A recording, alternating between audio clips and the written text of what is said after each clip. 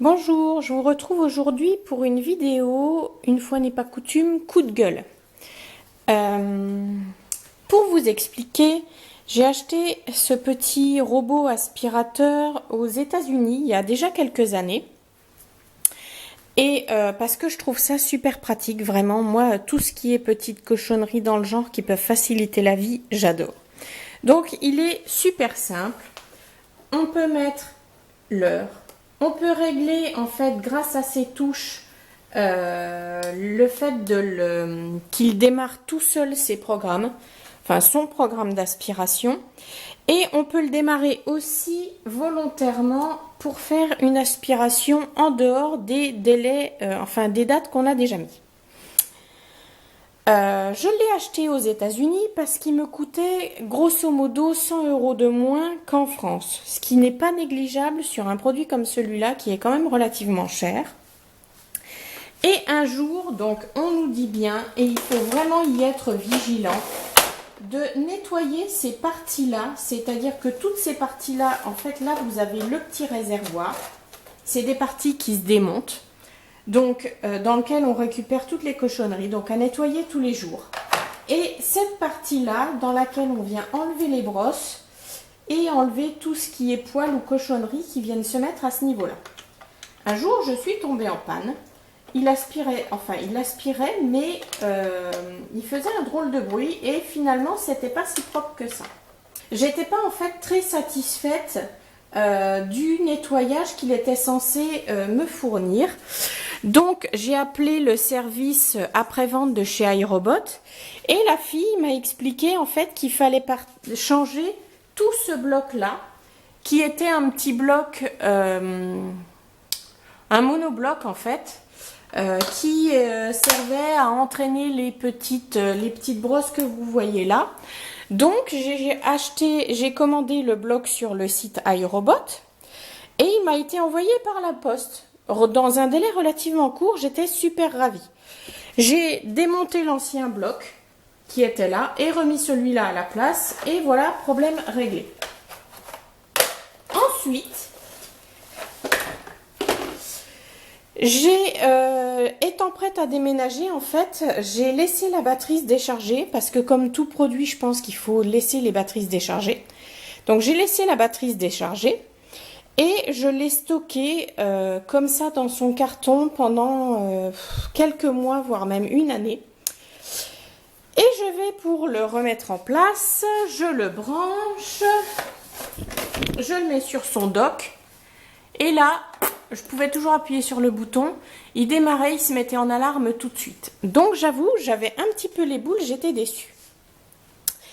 Je contacte le service iRobot, la fille me dit il fallait en fait le stocker avec la batterie chargée.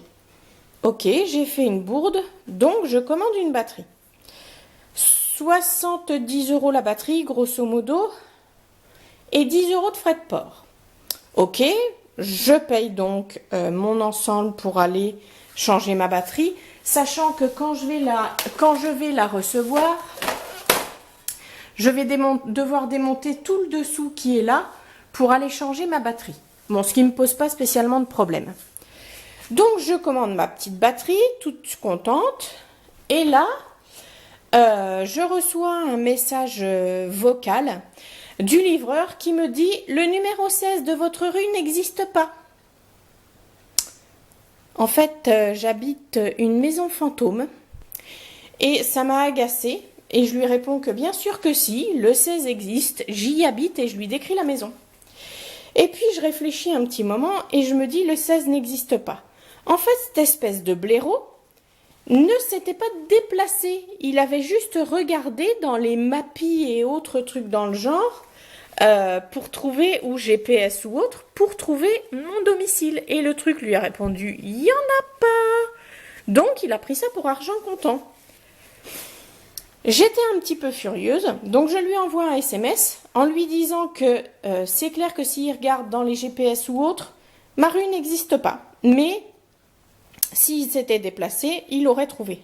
Et là, cette espèce de con, il s'est déplacé, mais je n'étais pas là, forcément, parce que je travaille comme bien des gens. Donc, DHL, pour ne pas les citer, m'appelle, me demande de les rappeler que mon colis a été déposé à 10-15 km de chez moi dans un relais colis.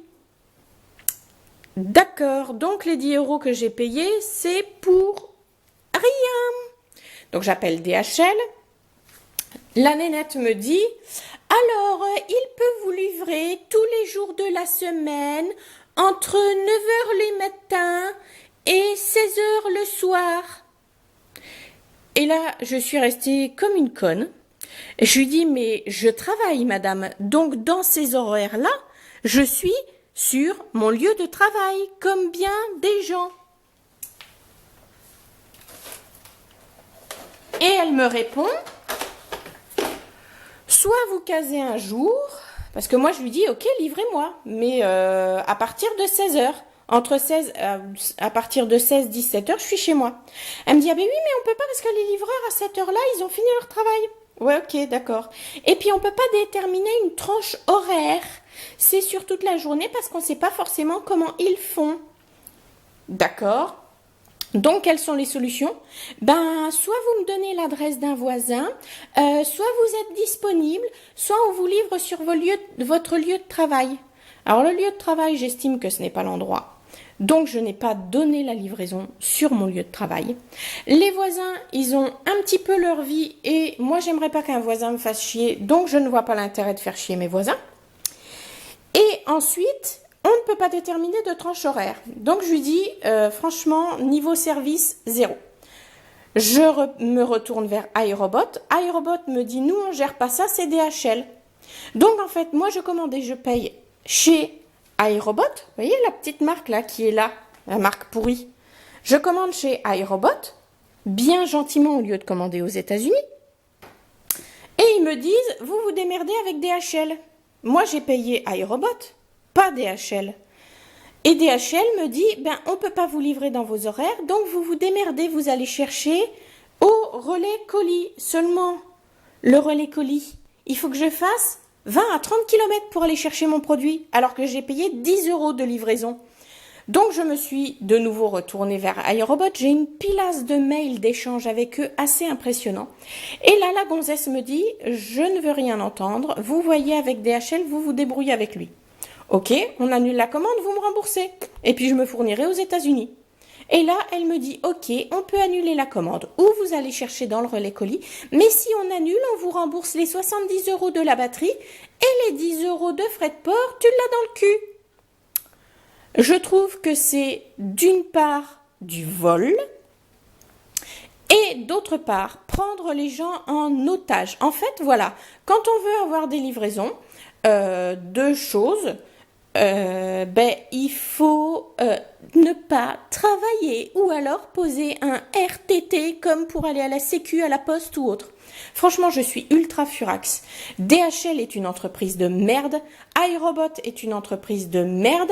Et je vous avoue, j'attends une livraison de chez Exapack. Donc, j'ai bien spécifié qu'ils ne pouvaient pas me livrer avant 16 h 30. Et je pense qu'ils vont être dans le même cas de figure, si ce n'est que eux travaillent quasiment jusqu'à 17 h, voire certains jours jusqu'à 17 h 15. Donc, si ça passe pas par la poste, vous l'avez dans le cul si vous travaillez. Excusez-moi les termes grossiers, mais vraiment, je suis super furax. Donc, moi qui suis pas forcément une adepte des services publics, de la poste et autres, parce que chez moi, la poste n'est ouverte que le samedi matin, enfin, que les matins, donc je ne peux y aller que le samedi matin parce que je travaille. Et bien là, bravo la poste, toutes mes félicitations, vous êtes disponible et accessible aux gens qui travaillent. Pour les autres, si vous n'êtes pas femme au foyer ou homme au foyer, eh bien vous repasserez. Voilà, je vous remercie d'avoir suivi cette vidéo. Excusez-moi pour tous les mots grossiers que j'ai sortis, mais je suis quand même quelque peu en colère. Et je vous dis à très bientôt. Au revoir.